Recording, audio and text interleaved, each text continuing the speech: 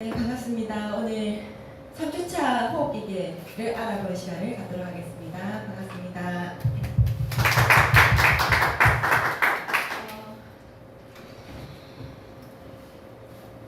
1주차, 2주차 이렇게 습득이 완전히 다 되셨죠? 사실 이거를 수준을 맞추기가 굉장히 어려운 게 지금 플래티늄 이사님들은 제가 말하는 걸 다 알고 계실 거고 또 시작하시는 분들은 좀 어려울 수도 있고 그렇기 때문에 맞추기가 조금 힘들지만 그래도 우리가 나가서 얘기를 할 수 있는 정도 그 정도의 수준으로 이제 맞추려고 노력을 제가 많이 하고 있습니다. 네. 호흡기계를 해볼 텐데 저희가 두 주를 거쳐서 소화기계하고 순환기계를 배웠죠. 자, 질문을 계속 드리는데 질문을 하면 어떻게 된다고요? 생각을 하게 되고 생각을 하니까 기억에 남는다. 이번에 그 말씀을 하셨잖아요. 질문을 계속 하겠습니다. 자, 제가 우리가 먹은 거를 소화기계에서 소화를 시키죠. 위에서 소화를 시키고 아그마 기억나십니까? 12지장. 예, 거쳐서 소장에서 영양성분을 쫙 빨아들여서 어디로 가죠? 간. 예. 간에 가서 첫 번째 하는 역할이 해독. 다 아시잖아요. 해독을 하고 난 뒤에 이제 적당하게 이제 보내야 되니까 다시 분해를 하고 다시 합성을 해서 심장으로 갑니다. 그죠? 심장으로 우심방으로 들어가서 교실, 나오는 실, 교실로 나와서 폐로 가는데 오늘 배울 게 이제 호흡기계예요. 폐로 가서 산소를 딱 받아서 다시 심장으로 가서 온몸을 돌리죠. 그래서 온몸으로 가면서 영양소하고 산소 이 두 가지를 가지고 진짜 제 손 끝에까지 있는 세포 하나마다 다 줍니다. 주고 난 뒤에 노폐물하고 이산화탄소를 받아서 정맥 형태로 다시 심장으로 들어오죠. 그럼 정맥에선 다시 심장으로 들어가서 폐로 가서 이산화탄소를 주고 다시 산소를 받아서 또 돌고 계속 반복을 하거든요. 그럼 이렇게 한번 생각해 볼까요? 산소를 안 가지고 영양소만 갖다 주면 안 될까요? 세포에? 왜 산소까지 굳이 운반을 할까요? 태워야 돼. 네. 진짜 탄수화물, 단백질, 지방 이걸 에너지로 태우는데 산소가 없으면 안 태워져요. 그래서 굳이 폐까지 가서 산소를 가지고 온몸을 돌게 되는 거죠. 이번 주까지 하는 소화기계, 순환기계, 그 다음에 호흡기계 이 세 가지가 어찌 보면 내 몸을 다 살린다고 보시면 돼요. 신경도 신경세포, 그죠? 그래서 세포에다 영양소를 주고 산소를 주고 하는 아이가 소화기계, 순환기계, 호흡기계잖아요. 그리고 뼈도 뭡니까? 뼈도 세포죠. 아까 피부 세포 얘기하셨는데 피부도 세포고 그리고 호르몬도 영양소가 있어야지 만들어지고, 그죠? 그래서 이 세 가지, 오늘 3주까지 한 이 세 가지가 굉장히 중요합니다. 우리 몸에서. 어찌 보면은 우리 몸 전체의 건강을 책임지는 개가 이 세 개라고 보시면 돼요. 그래서 우리가 뭐 테스트를 할 때도 아마 이 세 가지 개가 가장 많이 쓸 겁니다. 그래서 오늘은 그 호흡기계를 얘기를 드릴 건데 호흡하면 뭡니까? 숨을 쉬는 거죠. 내가 살아있다. 그래서 공기를 들이마시고 이산화탄소를 내뱉고 하는 거를 호흡이라고 하거든요. 그러면 이 스프링은 1년에 5,000리터를 걸러주죠. 물을. 그럼 하루에 우리는 2리터를 마시라고 하는데 잘 안 마시십니다. 그죠? 그렇다면 그 호흡을 통해서 공기는 얼마 정도 마실까요? 하루에. 겐또라도 생각을 8,000에서 9,000리터를 공기가 들어간답니다. 그러면 코로 들어가는 것도 있을 거고 공기가 입으로도 들어가죠. 입으로 들어가고 눈으로도 들어갑니다. 피부로도 들어가고. 그래서 하루에 8,000에서 뭐 개인차가 좀 있겠지만 이렇게 들어간다고 하거든요. 선택적으로 들어갈 수 없습니다. 내가 먹는 거는 마시는 거는 좋은 거와 나쁜 거를 구분해서 넣을 수 있지만 물론 나쁜 거를 안 넣고 싶다고 안 넣지는 않죠. 너무 그게 힘이 들긴 하지만 선택적으로 넣을 수 있지만 공기는 절대로 선택적으로 저희 넣을 수가 없어요. 제가 강의할 때 제일 많이 드는 예가 제가 세차하는 얘기 많이 하죠. 제 차가 진주 펄이 들어가 있는 흰색이거든요. 근데 세차를 맡기니까 아저씨가 철가루, 빨간색 철가루가 너무 많이 붙어있어요. 그 얘기를 하더라고요. 눈에는 전혀 보이지 않습니다. 그렇게 가만히 생각해보니까 저희 집이 사상인데 집을 간다고 동서고가도로를 쭉 타고 가다가 동서고가도로에서 우리 집 가다가 딱 내리면 비릿한 냄새가 나요. 네, 그걸 제가 느끼거든요. 근데 그거를 제가 가릴 수 있다고 가릴 수가 없는 거잖아요. 그래서 저희가 범어사, 진짜 그 청정한 집에 살다가 저기 사상으로 이제 들어오면서 제일 먼저 산 게 공청기예요. 공기청정기. 예, 조금이라도 가려서 먹으려고. 자, 그래서 전체적으로 먹지 못하다 보니까 이 나쁜 공기가 폐를 들어가게 되면 비가역적. 가역적은 뭐죠? 가능하다. 되돌아오는 게 가능하다. 비가역적은 되돌아올 수 없다. 다시 말해서 원상복귀가 안 된다 이 말이거든요. 비가역적. 그래서 위가 안 좋아지거나 아니면은 간이 안 좋아지거나 이러면 뭘 하죠? 다시 재생을 하잖아요. 하지만 한 번 나빠졌는데 재생이 안 되는 우리 신체 기관이 있어요. 뭐죠? 폐? 진짜 잘 맞추시네요. 제가 늘 말하는 게 머리 때리지 마라. 뇌는 세포가 한번 손상되면 한번 이렇게 오기가 너무 힘들고 돌출된 뇌가 있죠. 눈. 네, 돌출된 뇌. 뇌에서 분화된 돌출된 뇌. 눈도 한번 나빠지면 돌아오기가 쉽지 않습니다. 계속 나빠지죠. 폐도 폐 깊숙이 있는 나중에 이제 말씀 좀 드릴 건데 폐포가 망가지게 되면 돌아오기가 힘듭니다.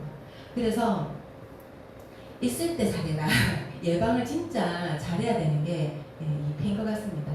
자, 그러면 오늘 호흡기계를 볼 건데 숨을 들이마시고 내쉬고 이걸 하는 거 호흡이라고 하죠. 그럼 그 기관들이 있는데 코를 통해서 비강이라는 데 들어가요. 비강. 그 안에는 비어 있어요. 근데 이 비강에 생기는 염증이 비염이죠. 네. 그러면 자 보세요. 그 다음에 인두로 넘어가는데 어렵죠. 인두는 비강에 있는 공기하고 구강, 입에서 넣은 음식하고 이 두 개가 만나는 곳이 인두예요. 그래서 인두는 음식물을 식도로 넘겨주는 아이가 인두거든요. 제가 예전에 목이 너무 부어서 아파가지고 한 39도 열이 나가지고 너무 아파서 안 되겠는 거예요. 그래서 병원에 가서 의사쌤한테 뭐라 했냐면 선생님 제가 편도가 너무 부어서 지금 열이 너무 많이 납니다. 그러니까 의사쌤이 막 웃는 거예요. 왜 그러냐 물어보니까 목에는 편도가 있는 게 아닙니다. 그러면서 저는 그때 후두염이었다 하더라고요.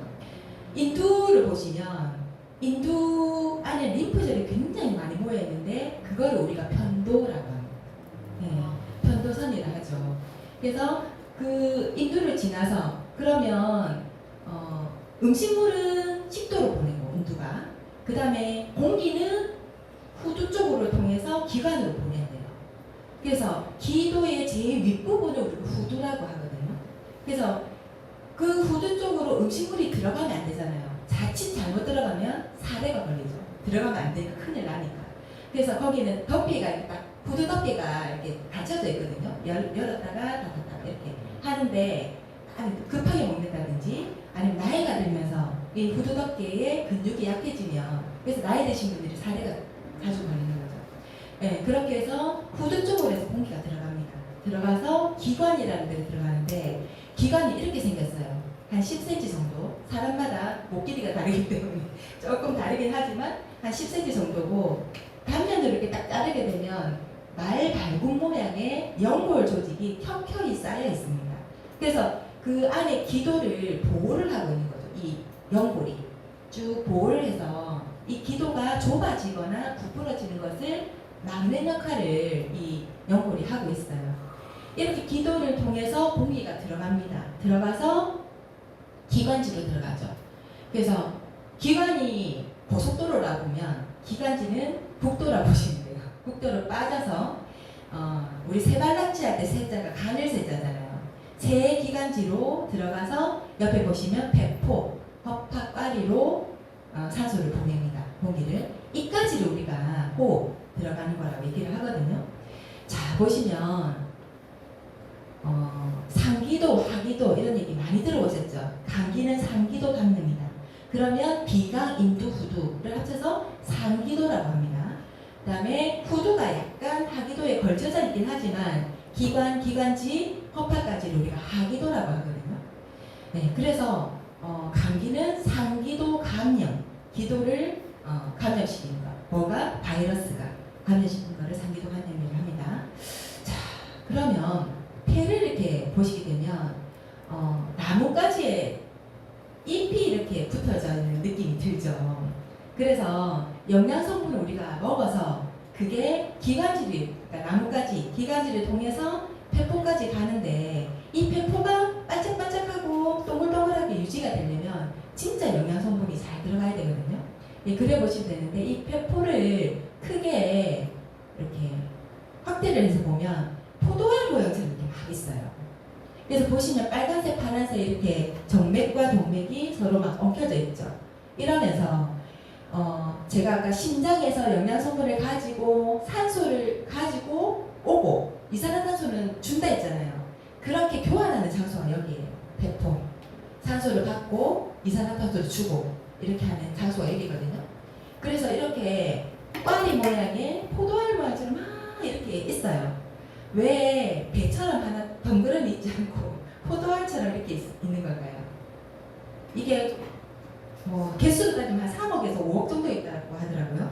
왜 이렇게 돼 있을까요? 표면적으로 와, 우리 스폰서님 정말 네, 다 맞추시네요. 표면적을 넓히기 위해서 그렇습니다. 산소를 아까 8,000에서 9,000리터를 넣는다 했잖아요. 그럼 그걸 받아들일 수 있는 면적이 돼야 되잖아요. 그래서 쫙 펼치면 거의 테니스장 하나 정도의 넓이가 나온다거든요. 그 정도로 이제 배포가 이렇게 되어 있습니다.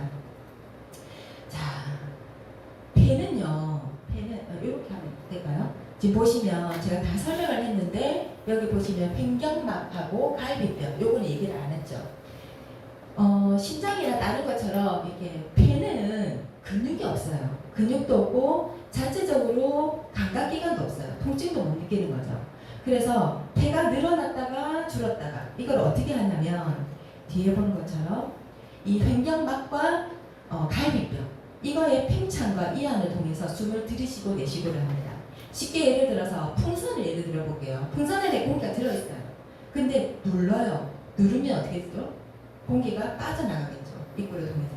그래서 보시면 밖으로 숨을 내보낼 때는 횡격막이 올라가고 예. 갈비뼈가 내려오고 해서 이렇게 수축을 시킵니다. 그러면서 밖으로 나오게 되죠. 근데 반대편은 횡격막이 아래로 떨어지고 갈비뼈가 이렇게 올라가면서 안에 공간이 많이 이게 훅 팽창을 하게 되죠. 그러면 밖에 있는 공기가 훅 들어오게 됩니다. 이런 원리로 이제 숨을 들이쉬고 내쉬고가 되는 거거든요. 다시 생각해보면 우리 순환기 할 때 그 혈관이 좁아지거나 막히거나 하면 안 되죠. 네, 똑같아요. 이것도 이 기관하고 기관지, 이 세기관지 이 아이들이 좁아지거나 막히면 큰일 나겠죠. 그렇게 되면 들어가는 공기 유민하게 작아지고 대부분의 호흡기 질환은 그걸로 인해서 생깁니다. 네. 그래서 거의 아까 제가 말씀드린 거는 보시면 인두에 생기면 인후염이라죠. 인두하고 후두에 생기는 후두염, 기관지에 생기면 기관지염, 폐에 생기면 폐렴 이렇게 염증을 일으키는데 그 염증을 일으키는 원인이 뭘까요? 원인. 바이러스. 우리 스폰서님 예습하고 오신 거 아니죠? 보시면 천식을 예를 한번 들어볼게요. 보건복지부하고 대한의학회에서 천식이 걸리는 거는 이렇게 해서 걸립니다 하고 우리 표를 내놓은 게 있어요. 천식은 주로 청년기 때 10세 이하의 아이들한테 좀 많이 걸리고 여아보다는 남아에 더 많이 걸리고 그리고 아토피, 비염, 천식 다 똑같은 말이 되죠. 근데 알러지성 감염이거든요. 그러면 그 알러지를 일으키는 알러젠이 있겠죠. 알러지를 일으키는 원인 물질. 그 아이들이 보시면 진먼지, 진드기, 꽃가루, 그다음에 곰팡이 이런 여러 가지가 있고 또 바이러스, 박테리아, 미세먼지. 그다음에 운동을 많이 해도 되고 그럴 수 있고 그다음에 음식물을 잘못 섭취했을 때도 그럴 수도 있고 여러 가지 원인들이 쭉 이렇게 나와 있습니다. 제가 이걸 넣은 이유는 뭐냐면 천식 하나도 한 가지 이유로 생기지는 않는다는 걸 이렇게 말씀을 드리고 싶은 거거든요. 보시면 바이러스, 박테리아, 코로나 바이러스, 그다음에 인플루엔자 이거 전부 다 바이러스죠. 들어와서 이제 감기나 독감을 일으키는데 박테리아, 폐렴구균, 구는 동그란 구, 균, 동그란 균이란 폐렴구균. 폐렴구균이 들어와서 폐렴을 일으키는 거죠. 발음이 좀 어렵네요. 자, 그리고 세균이 있고 곰팡이. 곰팡이가 사람 몸에 살아요? 네. 저희 아버지가 그 뇌경색으로 쓰러지시고 2년 반을 누워서 계셨는데 곰팡이가 수시로 들어와서 쫙 퍼졌다가 다시 잡았다가 이걸 반복을 합니다. 그래서 다시 말해서 내 몸이 건강하면 곰팡이는 들어와도 별 효과를 내지 않지만 내 몸이 약해져 있고 그런 상황에서는 곰팡이가 쫙 퍼져나간다는 거죠. 네, 그렇게 됩니다. 흡연.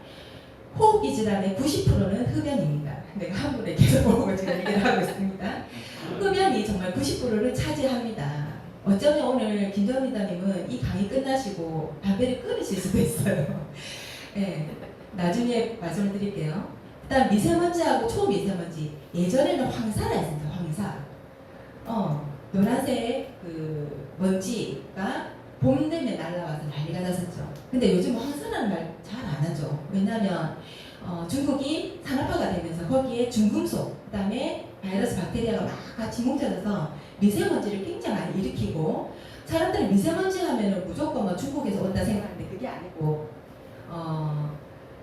그냥 계속 있어요. 아까 제가 사상이 딱 떨어지면 비릿한 냄새 난다. 그 다음에 집안에도 많죠. 그 가스레인지를 점화를 시킬 때 뚜뚜뚜뚜뚜 하는 그 시기에 담배 70가치를 한꺼번에 피운 정도의 일산화탄소가 나온다 해요. 그러면 순환기 때 배웠죠. 이 동그란 보트 모양의 적혈구가 영양소하고 산소를 딱 태워가지고 세포마다 갖다 줘야 되는데 이 일산화탄소가 성격이 너무 급해.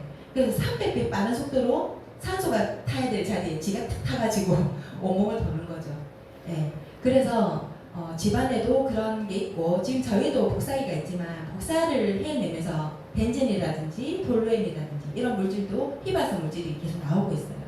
나오고 자 보시면 먼지 크기에 따라서 코에서 걸러주고 그 다음에 인두, 기도 이쪽은 전부 다 전망추지구로 되어 있거든요. 그래서 코에 큰 알갱이들은 코털에 걸려서 뭐로 배출이 되죠? 콧물이나 딱지로 이렇게 배출이 되죠. 아 여기 계신 분들 혹시 국민학교 나오신 분 1학년 때 준비물이 있었어요. 손수건. 그거를 가슴에 이렇게 항상 오핀에 딱 꽂아서 갔죠. 그때는 왜 그리 코를 많이 흘렸는지 모르겠어요. 근데 노존이들은 그걸 모르시더라고요. 자 그래서 코 속에 이물질이 있으면 포물이나 포도시를 이렇게 빼내고 합니다. 근데 pH 2.5 ppm 같은 경우는 초미세먼지인데 그 안에는 아주 작기 때문에 다 거쳐서 1차, 2차, 말세 3단계까지 거쳐서 헛바카리까지 가는 게 초미세먼지고 그 다음에 미세먼지도 들어가고요. 초미세먼지는 전 몸, 온몸의 피부를 통해서 혈관을 통해서 온몸을 망치는 아이가 미세먼지가 초미세먼지예요. 그래서 초미세먼지하고 미세먼지가 일으키는 질병은 거의 다라고 보시면 됩니다. 그 다음에 새집증후군, 헌집증후군, 인공향, 아로마 테라피라 해서 향으로 치료도 하죠.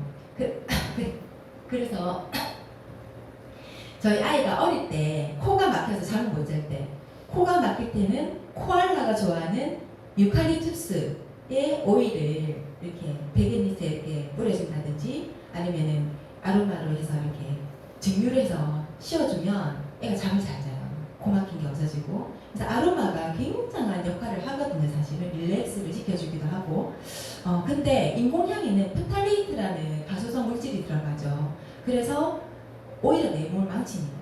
그래서 섬유 유연제에 미세 플라스틱이 요즘 안 넣는다고는 하지만 그런 향조차 안 좋은 거죠. 제 몸에는. 그래서 이 말을 드리고 싶어요. 폐질환이 발생하는 이유는 심폐기능의 저하, 소화기능, 부신기능 저하, 장면역 저하로 인해서 발생합니다. 따라서 앞으로 호흡기 질환에 자유로워지기 위해서는 먼저 심폐기능, 심장과 폐 기능을 개선시키고 소화, 부신, 장면역 또한 함께 개선시켜야 합니다. 그래서 이거는 어느 하나가 아니고요. 우리 온몸은 이렇게 계속해서 악순환 구조로 돌아가고 있습니다. 어느 하나하나 좋아져서는 안 되는 거죠. 그래서 계속 그 얘기합니다. 기본은 더블X입니다. 기본은 더블X입니다 하는 말이 모든 거는 다 연관지어서 가는 거거든요. 자, 이거 한번 보실까요? 2014년 베이징 마라톤 당시 참가자의 모습입니다. 마라톤은 뭐 하려고 하죠? 건강하려고 하는 거죠. 근데 이렇게 방독면을 쓰고 건강해질까요? 심지어 2015년도에 마라톤 할 때 7명이 심장마비로 사망을 했어요. 이 마라톤 할 때. 정말 심각합니다. 이거는 중국만이 이 광고를 낼 수 있을 것 같아요. 미세먼지가 너무 막 극성을 부리니까 이러는 거죠. 코털을 길러보자. 이건 진짜인지 아닌지 모르겠지만. 네, 그래서 실제로 청정한 지역에 사시는 분들은 코털이 그렇게 빨리 안 자라요. 대신에 오염된 지역에서 사시는 분들은 코털이 빨리 자랍니다. 네, 진짜입니다. 네, 근데 코털의 길이는 잘라주면 상관이 없대요. 콜이 길든 짧든 상관이 없는데 뽑지만 않으면 된답니다. 뽑게 되면 거기 세균이 진출을 해서 뇌로 갈 수도 있고 아주 위험하게 되는 거죠. 자, 웃으라고 이제 하나 넣어봤습니다. 자, 그렇다면 호흡기계 질환은 어떤 게 있을까요? 우리 1주차, 2주차, 3주차는 다들 많이 들어보고 한 겁니다. 그래서 호흡기계의 첫 번째는 코골이입니다. 코골이. 비강의 염증이 생긴 게 아까 제가 뭐라 했죠? 비염. 그럼 부비동의 염증이 생기는 거는 축농증. 예. 비강과 부비동의 기능 상실로 심각한 질환이 발생한다는 경고음이 코골이입니다. 네, 코골이를 하면서 너무 심해지면 수면 무호흡증이 되죠. 이게 어느 정도 심각하냐면 한순간에 코를 골다가 숨을 멈추잖아요. 네.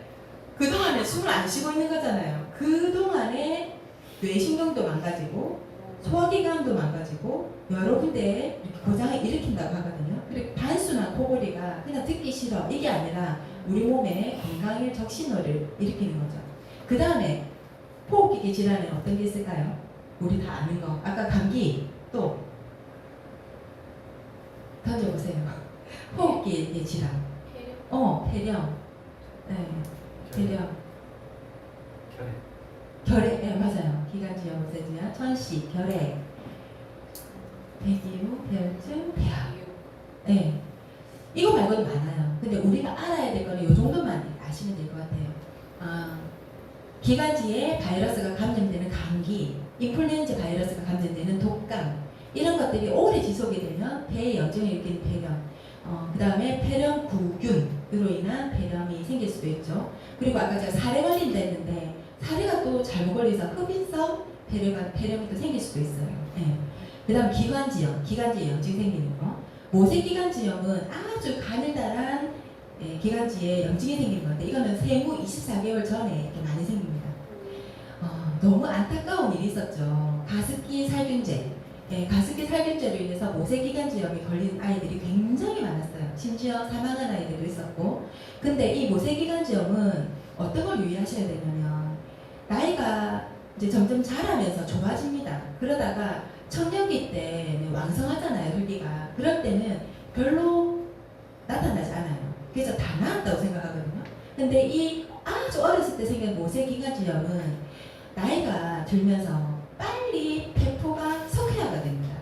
굳어지는 거죠. 섬유화가 되는 거죠. 이거를 연결하셔가지고 어릴 때 모세기관지염이 있었다 하면 그 미세먼지라든지 아니면 담배를 절대 피우시면 안 되고 그런 것들 유의를 좀 하셔야 됩니다. 그래서 너무 안타깝더라고요. 그런 부분들이. 그다음 천식은 알러지, 천식이라고 아까 말씀을 드렸고 결핵, 폐결핵, 드라마나 영화 같은 데 보면 하얗고 마른 사람이 갑자기 객혈을 하면서 쓰러지는 그게 결핵입니다. 예. 근데 보시면 아주 예전에 못 먹고 스트레스 많이 받고 이럴 때 많이 생겼었는데 차츰 없어지다가 요즘 다시 좀 많이 생기는 질환 중에 하나가 결핵이거든요. 혹시 만성 폐쇄성 폐질환 COPD라고 들어보신 분? 어떤 질환이죠? 숨을 못 쉬는 거. COPD가 우리나라에 300만 명이 있는데 40대 이상의 5명 중에 1명이고요. 65세 이상의 2명 중에 1명이에요. 근데 우리나라는 이걸 지각을 전혀 못하고 있답니다. 근데 이 만성 폐쇄, 폐쇄를 한다. 뭘? 폐를. 그러니까 폐로 들어가는 공기를 폐쇄를 하기 때문에 아까 말씀하신 것처럼 잘 숨을 못 쉬고 기침이 나고 호흡곤란을 일으키는 아이가 만성 폐쇄성 질환입니다. 폐암은 암만 치료를 하면 돼요. 그리고 호흡을 하는데 별 지장을 주지 않습니다. 대신에 COPD는 그 기관 자체가 좁아졌기 때문에 공기가 들어가는 양이 현저히 줄어들어 있어요. 그래서 만약에 50이 필요하다 하면 한 30 정도 들어가거든요. 그러면 20을 넣기 위해서 어마무시한 노력을 드립니다. 네. 그러다 보니까 예를 쉽게 들어서 숨을 우리는 편안하게 쉬잖아요. 근데 숨을 쉴 때마다 풍선을 붓는다고 생각해 보세요. 풍선을 불듯이 계속 숨을 쉬어야 돼. 그럼 너무 힘들겠죠. 네, 제가 드림나이트 할 때 그때 풍선 100개 불다가 하늘에 노래지는데 그거를 계속해서 그렇게 숨을 쉬어야 되고 이분들은 이 모자라는 20, 30을 채우기 위해서 엄청난 양의 이 몸을 소유를 하기 때문에 몸이 마르고 근육도 빠지고 하는 몸이 됩니다. 그래서 예를 들어서 큰 덤프 트럭에다가 티코가 요즘도 나옵니까? 티코 엔진을 달아놓은 거하고 똑같다고 보시면 돼요. 점점 심해지면. 그러니까 이 엔진이 과부하가 걸리면서 엔진이 망가지겠죠. 그러면서 심장뿐만 아니라 모든 주요한 장기들이 다 손상돼서 COPD는 사실 폐암으로 죽는다기보다 심부전, 심장이 견디다 못해서 그러니까 파업하는 게 심부전이 되잖아요. 심부전으로 돌아가신 경우가 굉장히 많습니다. 그래서 기관이 좁아져가지고 아까 포도알처럼 막 생긴 이 아이가 터지면서 포도알이 되지 않고 사과나 폐가 되는 거죠. 그걸 이제 폐기종이라고 하거든요. 그렇게 해서 만성 폐쇄성 폐질환은 만약에 40세 이상인데 담배를 20년 이상 피우고 있다 하면 무조건 1년에 한 번씩 폐검사를 받아보면 폐기능 검사를 받아보셔야 됩니다. 폐기용 숨이 찬다 해서 가면 대부분 폐에 물이 찼어요, 공기가 찼어요 이런 얘기를 해요. 근데 사실은 폐에 차는 게 아니라 폐하고 이 가슴막 사이에 늑막이라는 데가 있거든요. 거기에 이제 물이 차거나 이제 공기가 찼을 때 말을 하는데 공기가 차는 걸 폐기흉이라고 하는 거죠. 근데 물이 차는 이유는 심장이 조금 기능이 떨어져가지고 펌프력이 좀 떨어진다든지 아니면 신장, 콩팥의 기능이 떨어져서 이제 걸러내야 되는 물을 많이 걸러내지 못하고 수분이 많이 남아있는 상태. 그럴 때는 늑막에 물이 고이게 되거든요. 그럴 때는 숨이 차게 되고 폐기흉은 아까 파리 모양의 그 아이들이 터지면서 그 공기들이 늑막으로 유출돼서 나오는 것. 그게 이제 폐기흉이 됩니다. 한번 기흉이 생기게 되면 좀 자주 이제 되거든요. 그다음에 폐혈증, 흔히 말하는 암, 뇌출혈, 그다음에 치매 여러 가지 이 질병들이 많이 있는데 이 질병들을 요즘은 건강 이 기술들이 많이 발전을 해가지고 이걸로 사망하는 경우는 극히 드물어요. 대신에 한번 병에 걸리게 되면 완치되는 것보다 길게 이어져 나가는 게 굉장히 많거든요. 그거를 계속 달아서 이어져 나가는 게 많습니다. 그러다 보니까 끝내는 폐렴이나 폐혈증, 폐에 있는 나쁜 균, 나쁜 바이러스들이 온몸을 타고 돌면서 이렇게 온몸을 죽이게 되는 폐혈증까지 가게 되거든요. 네. 그래서 폐렴이라든지 기관지염이라든지 독감이라든지 이거의 가장 큰 합병증이 폐혈증이라고 보시면 돼요. 자, 그렇게 해서 보시면 폐가 한번 망가지면 비가역적이라고 했는데 그 이유가 뭐냐면 이 폐포들이 다 망가지기 때문에 이렇게 생기는 거거든요. 폐기종도 마찬가지고. 자, 그러면 기관지염, 그러니까 이 폐포들로 다 가기 전에 기관지에서 어느 정도 막아주는 게 기침, 가래 이런 것들이에요. 그러면 이 기관지에서 어떻게 기침, 가래를 만들어내는지를 한번 보실게요.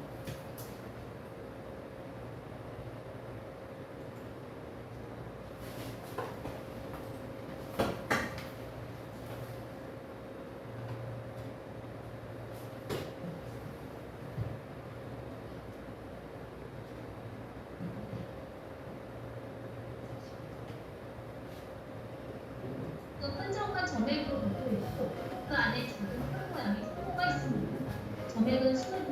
때 함께 들어온 이물질이 더 이상 폐 속으로 들어가지 않게 꽉 잡아주는 역할을 하는데요. 점액에 돋는 이물질은 점액과 섞여 가래가 되고 이를 성모가 이동시켜 몸 밖으로 배출하면서 기침이 발생하게 됩니다. 네. 보신 바와 같이 점액 조직으로 가지고 딱 막 잡아서 가래를 만들어내고 성모 조직이 빗자루를 쓸듯이 쓸어가지고 뱉어내는 거예요. 그러면서 기침이 나오고 가래가 나오게 됩니다. 자, 그래서 내 몸은 필사적으로 방어를 하고 있는데 어느 날 나에게 호흡 곤란이 온다면 그걸 제가 겪어봤다니까 언제냐면 몇 달 전까지만 해도 제가 강의를 할 때 혹시 느끼신 분이 있으신지 모르겠는데 숨이 차는 거예요. 숨이 차고 기침이 자꾸 나고 그걸 참으면서 하기가 너무너무 힘들었거든요. 알고 보니까 갑상선 항진증이 그런 기능이 있더라고요. 왜냐하면 심장을 빨리 뛰게 하고 모든 기능을 업을 시키다 보니까 이제 기침이 막 나고 그 다음에 가슴이 두근거리고 숨이 차고 이런 게 있다더라고요. 그런데 호흡곤란이 생긴다면 여러 가지 심장이 진짜 안 좋아서 생길 수도 있고 하지만 호흡기 내과에서 보는 거는 폐기능 저하고 기도가 좁아지는 거 이 두 가지를 볼 수 있대요.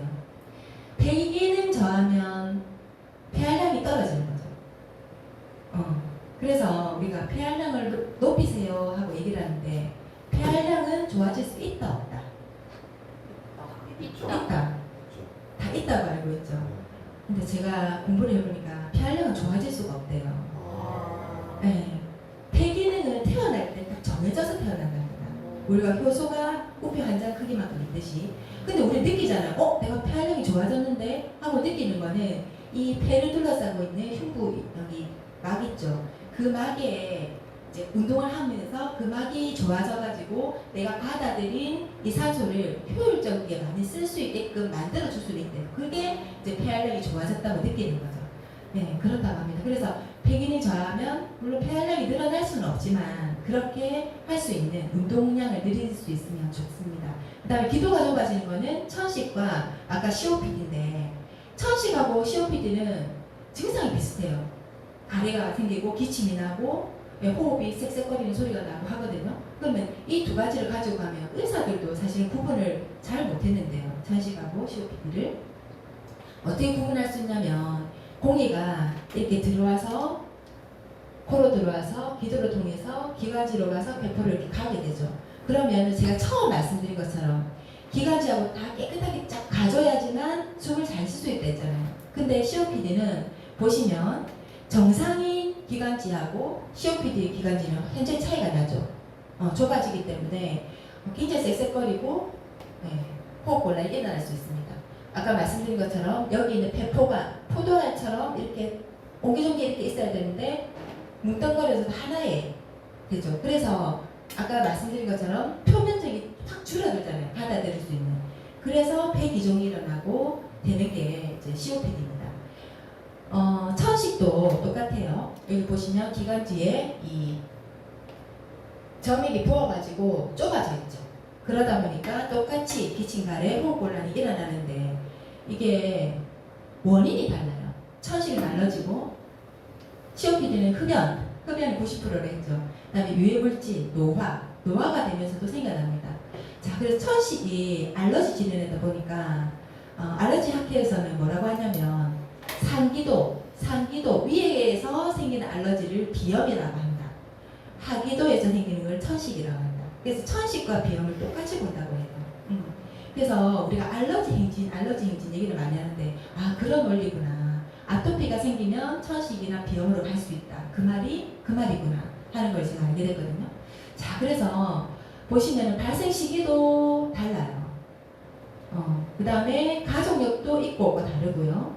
그 다음에 증상은 COPD는 해가 갈수록 조금씩 숨습니다. 왜냐하면 처음부터 훅 나빠지는 게 아니고 제가 1년마다 한 번씩 이 폐기능 검사를 받아보라 했잖아요. 그게 조금씩 쌓여가지고 나중에 그 기능을 내게 되는 거거든요. 그래서 조금씩 숨이 찬다. 다음에 원인은 그렇고 폐기능 검사를 해야 되고 흡연이 거의 대다수다. 그래서 COPD를 다른 말로 담배병이라는 담배병. 네, 그렇답니다. 다음에 폐기종이나 만성기관지염을 일으키고 아까 말씀드린 것처럼 천식은 비염, 아토피, 각막염 이런 알러지 질환하고 같이 동반될 수 있다고 하거든요. 자, 만성 기침 8주 이상 계속 지속된다면 주위에 이런 분들이 좀 있어요. 기침을 계속해서 끊임없이 하시는 분들. 이런 분들은 후비루 증후군이 돼서 콧물이 뒤로 넘어가는 증후군이 있어요.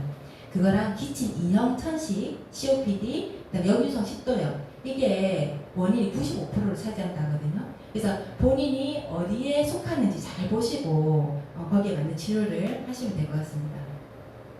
자, 그렇다면 이제 마지막입니다. 이 호흡기 건강은 어떻게 지켜야 할까요? 제가 예방 우선이라 했잖아요. 첫 번째가 내가 지킨다. 예방 우선이다. 2년마다 한 번씩 암 검사를 합니다. 5대 암 검사에서 하나가 늘어났더라고요. 6대 암 검사로. 보시면 간암하고 폐암은요 다 안 해줘요. 이거는 기본 검사가 아닙니다. 뒤에 보시면 고위험군인 한해가지고 그분들만 해줍니다. 그래서 간하고 폐는 누가 지켜야 된다고요? 내가 지켜야 된다. 내가. 그래서 예방이 최우선입니다. 자, 적절한 수분 공급과 습도, 온도를 유지해야 되는데 습도가 40도에서 60도가 가장 좋은데 이것보다 너무 적어도 문제가 되고 너무 적게 되면 기관지가 마르겠죠. 그러면 어떻게 되죠? 바이러스가 잘 침투하게 되고 너무 많으면 어떻게 될까요? 습도가 너무 높아. 네. 스포사님이 예술을 하고 오신 게 맞는 것 같습니다. 곰팡이라든지 세균이 많이 번식을 하겠죠. 네, 그래서 습도, 온도 유지는 이 기관지 건강에 굉장히 좋습니다. 유지를 많이 해야 됩니다. 그 다음에 환기를 자주 시키고 공기청정기 도움을 받습니다. 공기청정기 튼다고 환기를 안 시키면 안 됩니다. 새로운 공기를 넣어줘야지만 청정하게 돌려주겠죠. 일기예보 보듯이 미세먼지를 체크한다. 우리가 일기예보 보면 비가 온다면 뭘 챙겨가죠? 우산 챙겨가고, 그죠? 춥다 하면 옷을 좀 더 끼워입고 나가고. 똑같아요. 미세먼지도 이렇게 표시를 해주거든요. 예. 근데 눈으로 봤을 때 맑아. 그런 날은 큰 미세먼지가 많다고 보시면 돼요. 예. 그래서 미세먼지는 늘 있는데 좋고 나쁘고 그다음에 평균 보통이다 이거를 보시고 안 나가든지 나가더라도 마스크를 꼭 챙겨서 나가든지 하시면 됩니다. 그 다음에 점막과 항산화에 도움되는 건강기능식품 섭취인데 다시 말해 항산화를 하게 되면 면역이 올라가게 되겠죠. 그래서 면역을 올리게 되면 똑같은 폐렴 구분이 들어온다 하더라도 그거를 막아낼 수 있는 힘이 생깁니다. 그래서 점막 조직에 굉장히 도움을 주는 비타민 A가 있고요. 비타민 C는 특히 호흡기계, 점막하고 폐 이쪽으로 천식 이쪽으로 굉장한 도움을 주거든요. 그래서 만약에 담배를 피우고 있다 이러면 보통 사람의 한 3배에서 한 7배 정도 더 드셔야 돼요. 근데 그럼 나는 어느 정도 먹어야 될까? 설사하기 전까지. 그건 사람마다 이게 흡수되는 양이 다 틀리기 때문에 설사하기 전까지 드셔야 되고 비타민 C는 항히스타민 이제 역할을 하거든요. 그리고 과민한 반응을 일으키는 기침이라든지 알러지 반응 이런 과민한 반응을 일으키는 물질 중에 하나가 히스타민인데 그걸 막아주는 게 또 비타민 C가 하는 역할이고요. 천식에도 기관지염에도 비타민 C를 복용을 하게 되면 한 70% 감량을 시킬 수 있다고 하거든요. 그 정도로 비타민 C가 호흡기계에는 굉장히 도움을 많이 줍니다. 그 다음에 항산화 비타민인 비타민 E 그 다음에 비타민 E와 아연은 면역에 도움을 주는 거고 마그네슘은 기관지에 경련이 일어날 때 그리고 돌연사할 때도 마그네슘이 굉장히 중요하다 했죠. 그래서 기관지에 아주 심한 경련이 일어날 때 마그네슘을 주사를 투여를 하거든요. 그런 것처럼 마그네슘도 굉장히 도움을 주고 유산균은 아까 말씀드린 것처럼 폐가 안 좋대서 폐만 문제가 있는 게 아니라 소화기계, 그다음에 부신 모든 것들이 다 연관이 있다는 걸 말씀을 좀 드리려고 합니다. 그래서 이런 영양소하고 그다음에 앞서 말씀드린 호흡기계는 내가 들어오는 거를 어느 정도 잘 걸어서 막아낼 수 있는지 그거에 관건이 있는 거거든요. 그래서 오늘은 이 호흡이 바뀌면 몸과 마음이 진짜 건강해질 수 있다. 그래서 호흡 기법으로 정신 수양도 되고 내 몸도 단련을 시킬 수 있는 좋은 게 호흡입니다. 오늘 호흡기에 대해서 여기까지 마치도록 하겠습니다. 감사합니다.